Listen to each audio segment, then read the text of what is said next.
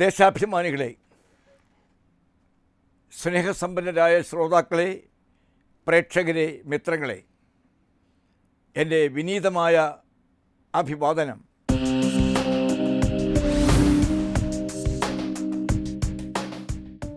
കഴിഞ്ഞ വാരം കേരളം സംഭവബഹുലമായ ഒരു രാഷ്ട്രീയ പടയോട്ടത്തിൻ്റെ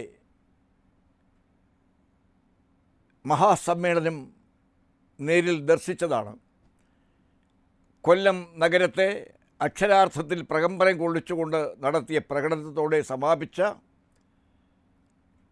മാർക്സിസ്റ്റ് കമ്മ്യൂണിസ്റ്റ് പാർട്ടിയുടെ 24ാം സംസ്ഥാന സമ്മേളനം ഭരണം കയ്യിലുള്ളതുകൊണ്ടും അതിശക്തമായ നിയന്ത്രണം പാർട്ടിയുടെ സംഘടനയുടെ മേൽ തനിക്കുണ്ട് എന്ന് പ്രഖ്യാപിക്കുന്നതും ആയിരുന്നു മുഖ്യമന്ത്രി നേതൃത്വം നൽകിയ ശ്രീ ഗോവിന്ദൻ മാസ്റ്റർ ഒപ്പമുണ്ടായിരുന്ന പാർട്ടിയുടെ അഖിലേന്ത്യാ നേതാക്കളെല്ലാം അണിനിരന്ന, കേരളത്തിലെ മുഴുവൻ കമ്മ്യൂണിസ്റ്റ് മാർക്സിസ്റ്റ് പാർട്ടിയുടെ നേതാക്കളും അണിനിരന്ന ആ സമ്മേളനങ്ങളും റാലിയും. പക്ഷേ വിസ്മയിപ്പിക്കുന്ന ഒന്ന്, കാലം കമ്മ്യൂണിസ്റ്റ് പാർട്ടിക്ക് വരുത്തിയിരിക്കുന്ന മാനസാന്തരത്തെക്കുറിച്ചാണ് നാം ആലോചിക്കേണ്ടത്. സഖാവ് പിണറായി വിജയൻ്റെ, നമ്മുടെ പ്രിയങ്കരനായ മുഖ്യമന്ത്രിയുടെ, ബഹുമാന്യനായ മുഖ്യമന്ത്രിയുടെ കരുത്ത്, ശേഷി, സംഘടനയെ തൻ്റെ വിരൽത്തുമ്പിൽ നിർത്താനുള്ള മികവ്, ഇതൊക്കെ ശത്രുക്കൾക്ക് പോലും അംഗീകരിക്കാൻ കഴിയുന്ന അതിശക്തമായ കാര്യമാണെന്ന് ആ സമ്മേളനം പുറത്തു നിന്ന് നിരീക്ഷിച്ചവർക്ക് മനസ്സിലാക്കാൻ ബുദ്ധിമുട്ടില്ല. വലിയ കോലാഹലങ്ങൾ ഉണ്ടാക്കുമെന്നും വലിയ ബഹളങ്ങൾ ഉണ്ടാക്കുമെന്നും ശാക്തിക ചേരികൾ രൂപം കൊള്ളുമെന്നും പാർട്ടി പല തലങ്ങളിലേക്ക് ഒഴുകുമെന്നും ഒക്കെ ധരിച്ചിരുന്നവരെ വിസ്മയിപ്പിച്ചുകൊണ്ടാണ് മാർക്സിസ്റ്റ് കമ്മ്യൂണിസ്റ്റ് പാർട്ടിയുടെ സമ്മേളനം ഒരപശബ്ദവും കൂടാതെ പര്യവസാനിച്ചത്. അല്പമൊക്കെ ചൊറിയാനും അല്പമൊക്കെ ഞരങ്ങാനും ശ്രമിച്ചവരൊക്കെ അതിവിടെ വിൽക്കില്ല, വേഗില്ല എന്ന് മനസ്സിലാക്കി തുടക്കം കുറിച്ചിടത്തു തന്നെ ഒടുക്കവും കുറിച്ച് അവർ നിശബ്ദത പാലിച്ചതും നമുക്ക് സൂക്ഷ്മമായി അവലോകനം നടത്തിയാൽ കാണാൻ സാധിച്ചു. അക്ഷരാർത്ഥത്തിൽ കേരളത്തിൻ്റെ മുഖ്യമന്ത്രിയുടെ രാഷ്ട്രീയ വിജയവും രാഷ്ട്രീയ തൻ്റേടത്തിൻ്റെ വിജയവും രാഷ്ട്രീയ കണക്കുകൂട്ടലുകളുടെ വിജയവും ഒരു സമൂഹത്തെയും പ്രസ്ഥാനത്തെയും നിയന്ത്രിക്കാൻ തനിക്കുള്ള അനിതര സാധാരണമായ മികവിനെയും കഴിവിനെയും അത് വിളിച്ചറിയിക്കുന്നു. ആ പാർട്ടിക്ക് ഉള്ള ദേശീയ നേതാക്കന്മാർ സ്തബ്ധരാകത്തക്കവണ്ണം, അക്ഷരാർത്ഥത്തിൽ നിശബ്ദരായിരിക്കത്തക്കവണ്ണം തൻ്റെ മികവ് വാരി വിതറി തെളിയിച്ചുകൊണ്ടാണ് പിണറായി വിജയൻ ആ സമ്മേളനം വിജയകരമാക്കി മുന്നോട്ട് നടത്തിയത്. തിരുവാക്കെതിർവായില്ല എന്ന് നാം പറഞ്ഞു കേട്ടിട്ടുള്ള ഒരു ശൈലി അക്ഷരാർത്ഥത്തിൽ അരങ്ങേറിയത് മാർക്സിസ്റ്റ് പാർട്ടിയുടെ 24ാം സംസ്ഥാന സമ്മേളനത്തിൽ കൊല്ലത്താണ്. തുടക്കം മുതൽ അവസാനം വരെ കടിച്ച് പിടിച്ച് പലതും സംസാരിക്കാനും കരുത്ത് തെളിയിക്കാനുമൊക്കെ അവിടെ ഒരുങ്ങി വന്നിരുന്നവരുണ്ട്. ചട്ടയും വിട്ട് വന്നിരുന്നവരുണ്ട്, വട്ടക്കെട്ടും കെട്ടി വന്നിരുന്നവരുണ്ട്. പക്ഷെ അവരൊക്കെ മൂക്ക് പൊത്തി 2 തുമ്മൽ തുമ്മി പ്രതിഷേധമൊക്കെ അകത്തോട്ട് അമർത്തി അവിടെ നിന്ന് വല്ലാതെ പരിഭ്രാന്തരോ അസ്വസ്ഥരോ സ്തബ്ധരോ ആയി ഇറങ്ങിപ്പോകുന്നതാണ് കേരളം കണ്ടത്. അധികാരം മാത്രമല്ല, പാർട്ടിയെയും തൻ്റെ കൈക്കുള്ളിൽ പൂർണ്ണമായി ഒതുക്കി നിർത്താൻ കഴിയുമെന്ന് ശ്രീ പിണറായി വിജയൻ അതിലൂടെ തെളിയിച്ചിരിക്കുകയാണ്. കേരളത്തിൽ എന്ത് സംഭവിച്ചില്ലെങ്കിലും, ജനജീവിതത്തിൽ എന്ത് സംഭവിച്ചില്ലെങ്കിലും താനൊരു ഭരണാധികാരിയാണ് എന്നും ഒരു പാർട്ടിയെ കൊണ്ടു നടക്കാൻ ഏത് പ്രതിസന്ധിയിലും തനിക്ക് സാധിക്കുമെന്നും അദ്ദേഹം തെളിയിച്ചു. പല കമ്മ്യൂണിസ്റ്റുകാരും പുറത്തിറങ്ങി പൊട്ടിക്കരഞ്ഞു. പലരും പ്രതിഷേധം തലചൊറ അവസാനിപ്പിച്ചു. പലരും അവരുടെ ഡിസപ്പോയിൻമെൻ്റാക്കി മാറ്റി കാർക്കിച്ചും തുപ്പിയുമൊക്കെ അത് അവസാനിപ്പിച്ചു. ഒരാളിന് പോലും പിണറായിയെ ചൂണ്ടി എന്തെങ്കിലും പറയാൻ ആ സമ്മേളനത്തിൽ സാധിച്ചില്ല. സൈദ്ധാന്തിക വൈഭവത്തിൻ്റെ മേൽക്കോയ്മയുള്ള ഒരാളല്ല പാർട്ടിയുടെ സംസ്ഥാന ജനറൽ സെക്രട്ടറി. പറഞ്ഞാൽ കേൾക്കുന്ന അനുസരണയുള്ള ഒരാളാണ് എന്ന് തെളിയിച്ചുകൊണ്ട് മുന്നോട്ട് പോകുന്നയാളാണ് അദ്ദേഹം. ഗോവിന്ദ മാസ്റ്റർ ഏതെങ്കിലും മേഖലയിൽ തൻ്റെ മികവ് തെളിയിച്ചിട്ടുള്ളതായി തെളിയിക്കപ്പെട്ടിട്ടില്ല. പക്ഷേ അനുസരിക്കുന്നതിനുള്ള തൻ്റെ മികവ് മോശമല്ലെന്ന് അദ്ദേഹം കഴിഞ്ഞ കുറേ കാലം കൊണ്ട് തെളിയിച്ചു. ആ ഒറ്റ കാര്യം കൊണ്ട് തന്നെ മറ്റൊരശബ്ദവും ഉണ്ടാകാതെ അദ്ദേഹത്തിന് വീണ്ടും ജനറൽ സെക്രട്ടറിയായി തുടരാൻ അവസരവും ലഭിച്ചു. അത് ഒരു യജമാന പ്രീതി തന്നെയാണെന്ന കാര്യത്തിൽ ശ്രീ ഗോവിന്ദ മാസ്റ്ററുടെ എതിരാളികൾ പോലും തർക്കിക്കുകയില്ല. ഗോവിന്ദ മാസ്റ്റർ തുടരട്ടെ. ഗോവിന്ദ മാസ്റ്റർ അല്ല ഒരു വക്കോപ്പിരിയാണ് തുടരുന്നതെങ്കിലും അതിനെ പാമ്പാക്കി കൊണ്ടു നടക്കാൻ സാധിക്കുന്നയാളാണ് ശ്രീ പിണറായി വിജയൻ. അത് അദ്ദേഹം തെളിയിച്ചു കഴിഞ്ഞിരിക്കുന്നു. ഭരണരംഗത്ത് അദ്ദേഹം ഒന്നുകൂടെ ശ്രദ്ധിച്ചിരുന്നുവെങ്കിൽ കേരളം കുറേ കൂടി രക്ഷപ്പെടുമെന്ന കാര്യത്തിൽ സംശയമില്ല. മറ്റൊരത്ഭുതം ഈ സമ്മേളനത്തോടനുബന്ധിച്ച് നടന്നത് വളരെ തന്ത്രപരമായി അതീവ മനോഹരമായി സംവിധാനം ചെയ്ത ഒരു കാര്യം ശ്രദ്ധിച്ചാൽ മനസ്സിലാകാം. 1959 കേരളത്തിൽ അത്ഭുതകരമായ ഒരു വിമോചന സമരം നടന്നു.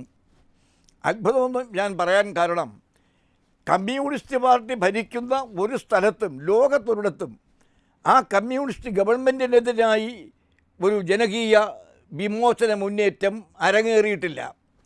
അപശബ്ദങ്ങളും പ്രതിഷേധങ്ങളും ഒറ്റതിരിഞ്ഞ സംഘർഷങ്ങളും സമ്മേളനങ്ങളും ഒക്കെ നടന്നിട്ടുണ്ടെങ്കിലും ഗവൺമെൻറ് തിരഞ്ഞെടുപ്പിലൂടെ പിന്നീട് അവർക്ക് നഷ്ടവും നാശവും സംഭവിച്ചിട്ടുണ്ട്. എങ്കിലും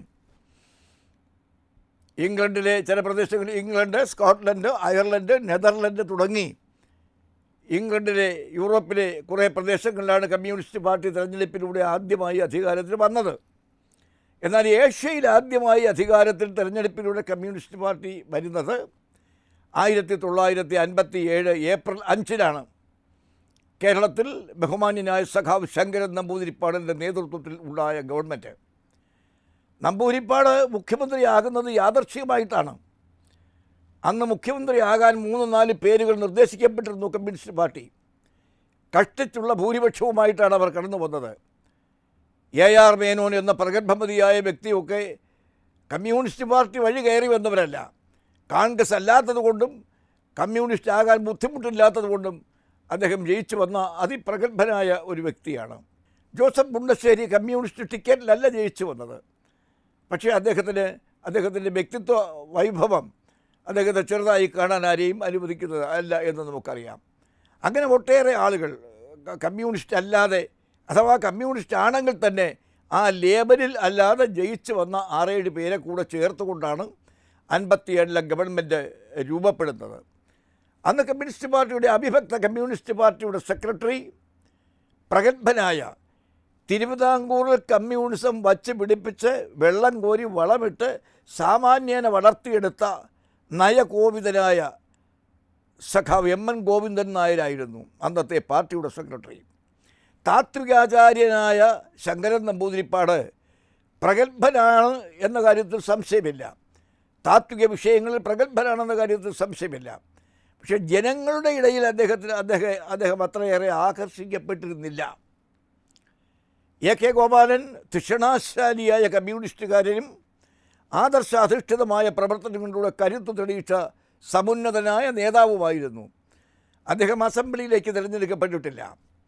അന്നൊരു മുഖ്യമന്ത്രിയെ ഉണ്ടാക്കാൻ മാർക്സിസ്റ്റ് കമ്മ്യൂണിസ്റ്റ് പാർട്ടി വളരെ ശ്രമം നടത്തി. ഒടുവിൽ കേരളത്തിലെ കമ്മ്യൂണിസ്റ്റുകാർക്കെല്ലാം അറിയാം, വളരെ സമുന്നതനായ ഒരു വ്യവസായ ചക്രവർത്തി എന്ന് തന്നെ പറയാം. ഇന്നും വ്യവസായികൾക്ക് ഗവൺമെൻറ്റുകളിലുള്ള സ്വാധീനം ചെറുതല്ല. ഏത് പാർട്ടി ഭരിച്ചാലും വൻകിട വ്യവസായികൾക്ക് അവരുടേതായ ഒരു സാമൂഹ്യ സ്വാധീനമുണ്ട്. അത് വില കുറഞ്ഞ വൃത്തികെട്ട സ്വാധീനം അല്ല. അവരുടെ മികവിന് ജനം നൽകുന്ന അംഗീകാരത്തിൻ്റെ ഒരു മതിപ്പോടു കൂടിയ സ്വാധീനം അവർക്ക് ഏത് ഗവൺമെൻറ് വന്നാലും സ്വാഭാവികമായും ഉണ്ടാവുകയും ഉണ്ടായിരിക്കുകയും ചെയ്യും. ഇപ്പോഴും അത് പല ഗവൺമെൻറ്റുകളിലും നമുക്കത് കാണാം, പല സ്റ്റേറ്റിലും ദേശീയ തലത്തിലും നമുക്ക് കാണാം. തമിഴ്നാട്ടിലെ ഒരു വൻകിട വ്യവസായി അദ്ദേഹത്തിൻ്റെ നിർദ്ദേശം കൂടി പരിഗണിച്ചുകൊണ്ടാണ് സഖാവ് ശങ്കരൻ നമ്പൂതിരിപ്പാട് കേരളത്തിൻ്റെ മുഖ്യമന്ത്രിയായി വരുന്നത്. അതൊരു പഴയ കാര്യം. പക്ഷേ അദ്ദേഹത്തിന് ഗവൺമെൻറ്റിൻ്റെ തലവൻ എന്ന നിലയ്ക്ക് കാര്യങ്ങൾ വിജയകരമായി കൊണ്ടുപോകാൻ സാധിച്ചില്ല. ആദ്യത്തെ 1-2 മാസം കഴിഞ്ഞപ്പോൾ തന്നെ പാർട്ടിയുടെ ഇടപെടലുകൾ അതിശക്തമായി ഇതിനകത്തേക്ക് കടന്നു വന്നു. അപ്പോൾ പാഠ്യേതര പദ്ധതികൾക്ക് കൂടി പരിഗണന കൊടുക്കേണ്ടി വന്നു. എക്സ്ട്രാ കരിക്കുലർ ആക്ടിവിറ്റീസിലേക്ക് പാർട്ടി ചെന്ന് തല നീട്ടുകയും അതിൽ ലയിച്ചു പോവുകയും ചെയ്തു. അങ്ങനെയാണ് വനഭൂമി പതിവ്, മരം വെട്ടി വിൽപ്പ്, ചന്ദനത്തടി കുംഭകോണം, കടലിൽ കല്ലിടിയിൽ എന്ന് വേണ്ട നിരവധി സംഭവങ്ങൾ അരങ്ങേറിയത്. അതൊക്കെ ചെറിയ കാര്യങ്ങൾ.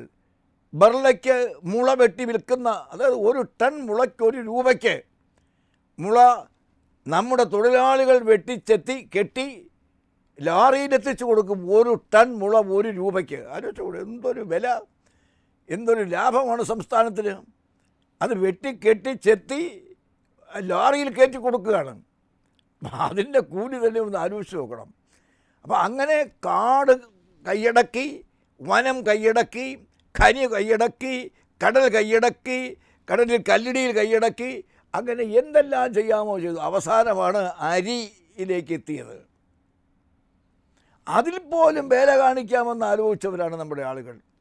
മലയാളികൾ നിനക്ക് അരിക്ക് ഉതകുന്നവൻ, അരി വാങ്ങിത്തരുന്നവൻ, അരി ചെലവിന് കൊടുത്തയക്കുന്നവെന്ന് പറഞ്ഞ് അരിയെ കേന്ദ്രീകരിച്ച് നമുക്ക് ഒരുപാട് ബഹുമതികളും ആദരണവും ഒക്കെ ഉള്ളവരാണ് നമ്മുടെ സംസ്ഥാനത്തെ ജനങ്ങൾ. പക്ഷേ അതിനും കമ്മ്യൂണിസ്റ്റ് പാർട്ടി വിട്ടില്ല. ആന്ധ്ര അരി കുംഭകോണം ഉണ്ടാകുന്നതൊക്കെ ആ കാലത്താണ്. അപ്പോൾ അധികാരം കയ്യിൽ കിട്ടിയാൽ പരന്നൊഴുകി കയറിക്കൂടാത്തിടത്തും കയറാവുന്നിടത്തുമൊക്കെ തല കൊണ്ട് കയറ്റാൻ സാധിക്കുന്ന ഒരു രീതി കമ്മ്യൂണിസ്റ്റ് പാർട്ടിയുടെ ഭരണകാലത്തെല്ലാം പൊന്തി വന്നിട്ടുണ്ട്. ഇപ്പോൾ തന്നെ എത്ര ഇടങ്ങളിൽ നാം അത് കണ്ടതാണ്. കേരളത്തിൻ്റെ സ്ഥിതി ആലോചിച്ചോണം. വളരെ കരുത്തനാണ് കേരളത്തിൻ്റെ മുഖ്യമന്ത്രി. പക്ഷേ ഇവിടെ നടക്കുന്ന അത്രയും കൊലപാതകം ലോകത്തിലെ ഒരു ഭൂപ്രദേശത്തും ഇതേ വേഗതയിൽ നടക്കുന്നില്ല എന്ന് നാം തിരിച്ചറിയണം. ഈ ഗവൺമെൻറ് ഭരിക്കുമ്പോഴാണ് പത്തനംതിട്ടയിൽ മനുഷ്യമാംസം ഭക്ഷണമാക്കുന്നതിൽ തെറ്റില്ല എന്ന നിലയിലേക്ക് ഒരു ചങ്ങാതി പ്രവർത്തനം ആരംഭിച്ചതും അനവധി വളരെ ദുഃഖകരവും ക്രൂരവുമായ കാര്യങ്ങൾ നടപ്പാക്കിയതും. ഞാനതിൻ്റെ വിശദാംശങ്ങളിലേക്ക് പോകുന്നില്ല. മനം മടിപ്പിക്കുകയും വേദനിപ്പിക്കുകയും ചെയ്യുന്ന ക്രൂരമായ ഒരു മനസ്സിന് മാത്രമേ ആ വിഷയത്തിലേക്ക് കടന്നു ചെല്ലാൻ സാധിക്കൂ. അതുമാത്രമാണോ, എന്തെന്ത് മറ്റു കൊലപാതകങ്ങളാണ് നമ്മുടെ നാട്ടിൽ നടക്കുന്നത്. ഇപ്പോൾ ചാനലുകൾ എഴുതി കാണിക്കുന്നു, തലി അടക്കൂ, കൊല അടക്കൂ എന്നൊക്കെ. ആരൊക്കെ എന്തെല്ലാം എഴുതി കാണിച്ചാലും ഇതൊക്കെ എന്തു വന്നാലും നിൽക്കാൻ ഞങ്ങൾക്ക് സാധിക്കും എന്ന ഹുങ്ക് മനസ്സിലുള്ള ചില ആളുകൾ നടത്തിക്കൊണ്ടിരിക്കും. ശിക്ഷ ഉറപ്പാണെന്ന് കണ്ടാൽ, ശിക്ഷിക്കപ്പെടും എന്ന് കണ്ടാൽ, കുറ്റം ചെയ്താൽ പിടിക്കപ്പെടും എന്ന് കണ്ടാൽ, തെറ്റിന് മാപ്പില്ല എന്ന് കണ്ടാൽ ഏത് കൊലകൊമ്പൻ കുറ്റവാളിയും സാമാന്യേന 50% അടങ്ങുമെന്ന കാര്യത്തിൽ സംശയമില്ല. ഇവിടെ അഴിഞ്ഞാടുകയാണ് ഒരു കൂട്ടം ആളുകൾ. പണവും അധികാരത്തോടുള്ള അടുപ്പവും സാമ്പത്തിക മേൽക്കോയ്മയും എല്ലാം വച്ചുകൊണ്ട് പലരും നടത്തുന്ന സംഭവങ്ങൾ നമുക്ക് വിശദീകരിക്കാനോ ഓർക്കാനോ കഴിയാത്തവണ്ണം ഭീഭത്സമാണ്. മദ്യത്തെ ചുറ്റിപ്പറ്റിയുള്ള കഥകൾ, മയക്കുമരുന്നുകളെ ചുറ്റിപ്പറ്റിയുള്ള കഥകൾ, ലഹരി അഴിഞ്ഞാടുന്ന ഒരു കാലം, അത് ഇങ്ങനെ ഒരിക്കലും കേരളത്തിൽ ഉണ്ടായിട്ടില്ല. ഒരു കാലത്ത് ജപ്പാനിലും അതുപോലെയുള്ള അപൂർവ ചില പ്രദേശങ്ങളിലും അരങ്ങേറിയ ഇത്തരം ലഹരിയുമായി ബന്ധപ്പെട്ട സാഹചര്യങ്ങൾ അവിടെയെല്ലാം അടങ്ങി തുടങ്ങിയപ്പോൾ കേരളത്തിൽ കൊണ്ട് എഴുന്നേൽക്കുകയാണ്. നക്സലിസം ഡെവലപ്പ് ചെയ്ത കുറേയേറെ മുന്നോട്ട് പോയ തെലുങ്കാനയിൽ പോലും അമർച്ച ചെയ്യപ്പെട്ട ഭീകരത കേരളത്തിൽ ഇന്ന് തെളിഞ്ഞ് നിറഞ്ഞ് തിമിർത്ത് ആടുകയാണ്. ഇതിനൊക്കെ കൂടി അറുതി വരുത്താൻ ബഹുമാനപ്പെട്ട മുഖ്യമന്ത്രി സമയം കണ്ടെത്തിയാൽ അദ്ദേഹം വിചാരിച്ചാൽ നടക്കുമെന്ന കാര്യത്തിലൊരു സംശയമില്ല. കാരണം കേരളത്തിലെ പ്രതിപക്ഷം ഇത്തരം കാര്യങ്ങളിൽ സർക്കാർ സ്വീകരിക്കുന്ന മുഴുവൻ നല്ല കാര്യങ്ങൾക്ക് ഒത്താശ ചെയ്തു കൊടുക്കുകയും ഇതിനെ തടയാൻ ഗവൺമെൻറ് എടുക്കുന്ന നടപടികളോട് നന്നായി സഹകരിക്കുകയും ചെയ്യുകയാണ്. എന്നാൽ ആ രംഗത്ത് ഗവൺമെൻറ് നിസ്സംഗതയും നിശബ്ദതയും പാലിക്കുകയാണ്. ഈ നിസ്സംഗത കേരളത്തെ കാലാന്തരത്തിൽ ഇല്ലാതാക്കും. കേരളം എന്ന ഭൂമി തന്നെ ഏറ്റവും വലിയ അന്തസ്സിൻ്റെയും മഹത്വത്തിൻ്റെയും മികവാർന്ന ഒരു ഭൂപ്രദേശമാണ്. ഒരു സാഹസികനായ വ്യക്തി കടലിനോട് മാറൂ എന്നാവശ്യപ്പെട്ടുകൊണ്ട് തൻ്റെ താപസ ശക്തി എടുത്തെറിഞ്ഞ് ഉപയോഗിച്ച് കടലിനെ മാറ്റി, ലോകത്തിൽ ആദ്യമായി കടലിനെ മാറ്റി അവിടെ കര ഉണ്ടാക്കി ഒരു ജനതയ്ക്ക് താമസിക്കാൻ അധിവസിക്കാൻ അവസരം കൊടുത്ത സ്ഥലമാണ്. ലോകത്തിലെ താത്വികാചാര്യന്മാരായ മാർക്സോ എംഗൽസോ ലെനിനോ ചെഗുവേരയോ ആരെങ്കിലും തന്നെ കമ്മ്യൂണിസത്തിൻ്റെ കര പിടിച്ചു വന്നവരെ ഉദ്ദേശിച്ചാണ് ഞാൻ പറഞ്ഞത്. അഥവാ ലോകത്തിലെ ഏറ്റവും വലിയ താത്വികാചാര്യന്മാർക്ക് ആർക്കും ഒരു പക്ഷേ ചിന്തിക്കാൻ കഴിയാത്ത ഒരു ഭൂപ്രദേശമായി ഉയർന്നു വന്ന കേരളം, ലോകത്തിൽ ആദ്യമായി ഒരു ജനതയ്ക്ക് ജീവിക്കാൻ കടലിനെ മാറ്റി, കടലിനെ ഒഴിപ്പിച്ച് ഒരു കര ഉണ്ടായതാണ് കേരളം. ആ കേരളത്തിൻ്റെ പ്രകൃതി വിഭവങ്ങളും ഈ കേരളത്തിൻ്റെ സൗന്ദര്യവും കേരളത്തിൻ്റെ അനന്തവും അപ്രമേയവുമായ മഹത്വവും നമുക്ക് തിരസ്കരിക്കാൻ കഴിയുന്ന ഒന്നല്ല. അതെല്ലാം കേരളത്തിനുണ്ട് എങ്കിൽ പോലും ഇന്നു കേരളത്തിൻ്റെ സ്ഥിതി എന്താണ് നാം ആലോചിക്കണം. ഇടതുപക്ഷമെന്ന് അവകാശപ്പെടുകയാണ് കമ്മ്യൂണിസ്റ്റ് പാർട്ടി. വാസ്തവത്തിൽ യഥാർത്ഥത്തിൽ അവർ ഇടതുപക്ഷമാണോ? അത് ഇവിടുത്തെ റിയൽ സോഷ്യലിസ്റ്റുകൾ ആലോചിക്കേണ്ട കാര്യമാണ്. എന്താണ് ഇടതുപക്ഷം എന്നതുകൊണ്ട് നാം ഉദ്ദേശിക്കപ്പെടുന്നത്? ആധുനിക രാഷ്ട്രീയ തലത്തിൽ ഒരു പ്രതിസന്ധി ഉണ്ടാകുമ്പോൾ അവശൻ്റെയും ദുർബലൻ്റെയും ബലഹീനൻ്റെയും ന്യായമായ കാര്യങ്ങൾ സുരക്ഷിതമായി സംരക്ഷിക്കാൻ അവനോടൊപ്പം നിൽക്കാൻ സന്മനസ്സ് കാണിക്കുന്നത്, ന്യായത്തിനും നീതിക്കും വേണ്ടി അവന് വേണ്ടി അവനോടൊപ്പം പൊരുതാൻ നിൽക്കുന്ന ഒരു പ്രസ്ഥാനത്തിൻ്റെ പ്രത്യയശാസ്ത്ര സാഹിത്യത്തെയാണ് നാം ഇടതുപക്ഷ സംസ്കാരത്തിൻ്റെ സാഹിത്യം എന്ന് പറയുന്നത്. ഞാൻ മാർക്സിസം നിഷേധിക്കപ്പെടുന്ന അഥവാ അനാദരിക്കപ്പെടേണ്ട ഒന്നാണ് എന്ന് പറയുന്നയാളല്ല. പക്ഷേ മാർക്സിസം ദുർവ്യാഖ്യാനം ചെയ്യപ്പെട്ടിരിക്കുന്നു എന്ന് പൂർണ്ണമായി വിശ്വസിക്കുന്ന ഒരു എളിയ പൊതുപ്രവർത്തകനാണ് ഞാൻ. മാർക്സിസത്തെ ഇത്രയേറെ വെള്ളത്തിൽ മുക്കി, ഇത്രയേറെ നിറം മങ്ങിച്ച്, ഇത്രയേറെ ദുർബലമാക്കി, ഇത്രയേറെ ബലഹീനമാക്കി, ഇത്രയേറെ അപഹാസ്യമാക്കി ഉപയോഗിക്കപ്പെട്ട ഒരു കാലഘട്ടം പ്രത്യയശാസ്ത്ര തലത്തിൽ വേറെ ഉണ്ടായിട്ടില്ല. മാർക്സിസം അരങ്ങേറിയ റഷ്യയിൽ ഇന്ന് ആ പ്രസ്ഥാനമുണ്ടോ? നമ്മൾ ആലോചിക്കേണ്ടതാണ് സാവകാശം. മാർക്സിസം എന്ന് പറഞ്ഞ് കൊടി പിടിച്ച് കയറി വന്ന ചൈനയുടെ ഇന്നത്തെ സ്ഥിതി എന്താണ്? അവർക്കെല്ലാം അവരവരിസത്തിലേക്ക് നടന്നു ഇഴഞ്ഞോ പറന്നോ ഉയർന്നു നീങ്ങേണ്ടി വന്നു. ആ മാർക്സിയൻ പ്രസ്ഥാനങ്ങൾ ലോകത്തെവിടെയും മരവിക്കപ്പെട്ടിരിക്കുന്നു, സ്തംഭിക്കപ്പെട്ടിരിക്കുന്നു, അഥവാ നിലനിൽക്കത്തക്കതല്ല എന്നായി തെളിയിക്കപ്പെട്ടിരിക്കുന്നു. അവിടെയാണ് നാം മാവോയിസത്തെ കാണുന്നത്. അവിടെയാണ് മാവോയിസ്റ്റുകൾ വളർന്നത്. മാവോയിസ്റ്റുകൾ ബലഹീനരാണെന്ന് തോന്നിയപ്പോഴാണ് നക്സലിസം ഉയർന്നത്. ആ ആളുകളെയൊക്കെ നാം ആക്ഷേപിക്കുന്നതിന് മുൻപ് അവർ പേറുന്ന മുദ്രാവാക്യത്തിൻ്റെ പിന്നിൽ പ്രേരണ, ആ പ്രേരണയ്ക്ക് ആധാരമായ സാമൂഹിക രാഷ്ട്രീയ സാമ്പത്തിക സാംസ്കാരിക ജനകീയ ജനാധിപത്യ പിൻബലം, അതിൻ്റെ background, the political background in toto, അത് നമ്മൾ വിലയിരുത്തുകയും നാം പരിശോധിക്കുകയും ചെയ്യേണ്ടതാണ്. അതൊന്നും നമ്മൾ ചെയ്യുന്നില്ല. നമ്മൾ വ്യക്തികളെ ഗളഹസ്തം ചെയ്യുന്ന രാഷ്ട്രീയ സംസ്കാരത്തിലാണ് ഇപ്പോഴും നിലനിൽക്കുന്നത്. എന്താണ് ഇന്നത്തെ ചൈനയുടെ രാഷ്ട്രീയം? ചൈനയെ ഞാൻ ഏതെങ്കിലും തരത്തിൽ അനാദരിക്കാൻ ഈ അവസരം വിനിയോഗിക്കുന്നില്ല. ചൈനയും ഇന്ത്യയും തമ്മിൽ ഒരു കാലത്ത് വലിയ ബന്ധം പുലർത്തിയവരാണ്. ലോകത്തിലെ ഏറ്റവും വലിയ ജനശക്തിയുള്ള ഒരു രാഷ്ട്രമായിരുന്നു ചൈന. പക്ഷേ അവനെ അതിവേഗം കടത്തിവെട്ടാൻ ഇന്ത്യ ഭൂപ്രദേശത്തിന് സാധിച്ചു. ഇന്ന് ഇന്ത്യക്കാരനാണ് ലോകത്തിലെ ഏറ്റവും കൂടുതൽ ജനസംഖ്യയുള്ള രാഷ്ട്രമായി മാറിയിരിക്കുന്നത് ഇന്ത്യയാണ്. അതിൽ ഇന്ത്യ ഒന്നാം സ്ഥാനത്തെത്തുകയും വിജയം വരികയും ചെയ്തു. അവർക്ക് അഭിനന്ദനം.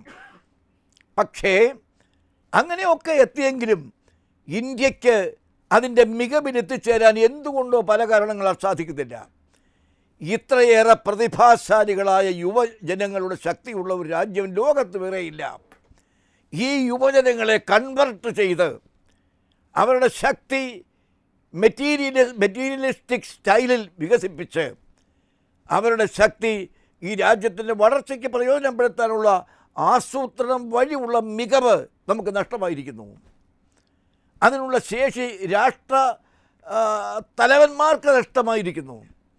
അതുകൊണ്ട് അധ്വാന ശേഷിയുള്ള മനുഷ്യശക്തി ഇവിടെ നിർവീര്യമാക്കപ്പെട്ടിരിക്കുന്നു, പാഴിപ്പോകുന്നു. എനർജിയാണ് ലോകത്തിലെ ഏറ്റവും വലിയ വിജയത്തിൻ്റെ അടിസ്ഥാന രഹസ്യം. എനർജി, ഹ്യൂമൻ എനർജിയും ഉണ്ട്, പവർ എനർജിയും ഉണ്ട്. ആ പവർ എനർജി നമ്മൾ മിസ്യൂസ് ചെയ്യുകയും നമ്മൾ കെയർലെസ്സായി ഉപയോഗിക്കുകയും ചെയ്യുന്നു. ഹ്യൂമൻ എനർജി നമ്മൾ 70% ഉപയോഗിക്കുന്നില്ല.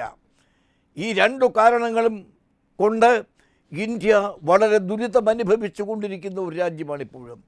കുറേ പേർ നന്നായി ഭക്ഷണം കഴിക്കുന്നു, കുറേ പേർ നന്നായി വസ്ത്രം ധരിക്കുന്നു, കുറേ പേർ നല്ല വാഹനങ്ങളിൽ യാത്ര ചെയ്യുന്നു, കുറേ പേർ സുഖസൗകര്യങ്ങളുള്ള വീടുകളിൽ ജീവിക്കുന്നു.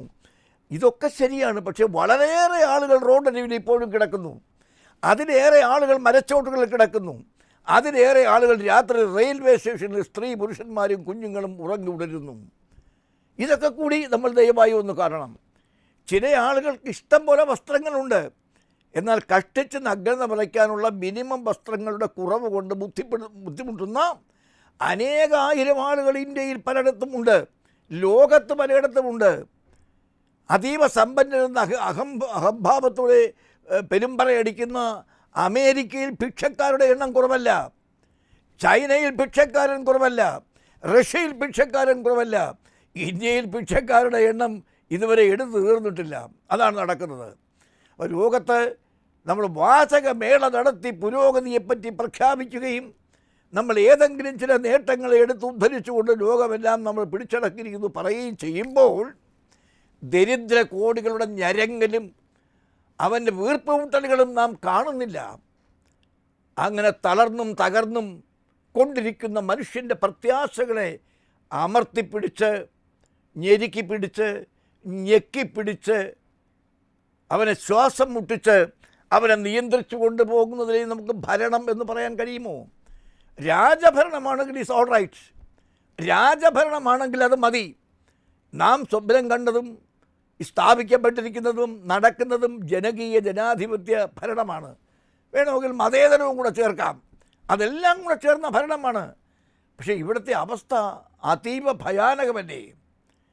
ഈ ഭയാനകമായ സാഹചര്യത്തിന് പരിഹാരമുണ്ടാക്കാൻ പാർട്ടിയെ കൊണ്ട് ഞാൻ നേരത്തെ പറഞ്ഞു മുതലോ 57 അധികാരത്തിൽ വന്ന ഗവൺമെൻറ്റിനെതിരെ ലോകത്തെങ്ങും നടക്കാത്ത വണ്ണം കമ്മ്യൂണിസ്റ്റ് പാർട്ടിയുടെ ഗവൺമെൻറ്റിനെതിരെ ഒരു വിമോചന സമരം നടന്നത് കേരളത്തിലാണ്. അത് വിദ്യാഭ്യാസ ബില്ലിനെ ആശ്രയിച്ചും കേന്ദ്രീകരിച്ചുമാണ്. വിദ്യാഭ്യാസത്തിൻ്റെ സ്വകാര്യവൽക്കരണത്തെ മൂടുവച്ച് വെട്ടി താഴെയിടുമെന്നും തല വെട്ടിമുറിച്ച് തീയിലിടുമെന്നും പ്രസംഗിച്ചുകൊണ്ട് തുടങ്ങും വിപ്ലവകാരികൾ ഇപ്പോൾ ചെന്നെത്തിയിരിക്കുന്നത് വിദ്യാഭ്യാസ മേഖലയ്ക്ക് സ്വകാര്യ മേഖല മാത്രം മതി മതി മതി എന്ന സ്വയംകൃത നിഗമനത്തിലാണ്. 59 വിമോചന സമരകാലത്ത് കമ്മ്യൂണിസ്റ്റ് പാർട്ടി, അന്ന് കമ്മ്യൂണിസ്റ്റ് പാർട്ടി രണ്ടായിട്ട് പിളർന്നിട്ടില്ല, പാർട്ടി പിളർന്നത് പിന്നീടാണ്. അന്ന് കമ്മ്യൂണിസ്റ്റ് പാർട്ടിയുടെ മുദ്രാവാക്യം, സ്കൂൾ വിദ്യാർത്ഥികളായിരുന്ന എൻ്റെ പ്രായക്കാരൊക്കെ ഓർക്കുമെന്ന് എനിക്ക് സംശയമില്ല, മന്നത്താനേ മാക്രി വയറാ തന്നെ പിന്നെ കണ്ടോളാം, ബിഷപ്പന്മാരെ പ്രമാണിമാരെ മാടമ്പിമാരെ ലോഹ ഞങ്ങൾ വലിച്ചു കീറും എന്നൊക്കെ പറഞ്ഞുകൊണ്ടാണ് മുദ്രാവാക്യം നടന്നത്. കാര്യം എന്താ? ഇവർ അങ്ങും ഇങ്ങും പ്രൈവറ്റ് സ്കൂളും പ്രൈവറ്റ് കോളേജും നടത്തുന്നു. ആ ദ്രോഹമല്ലാതെ ഇവരാരും ഒന്നും ചെയ്തിട്ടില്ല. അവർ രാജ്യദ്രോഹികളൊന്നുമല്ലല്ലോ. ഒരു സംഘടനയും ഇവിടെ രാജ്യദ്രോഹം ചെയ്തിട്ടില്ല. ഇപ്പോഴുണ്ടോയെന്നറിയില്ല, അക്കാലത്തല്ല.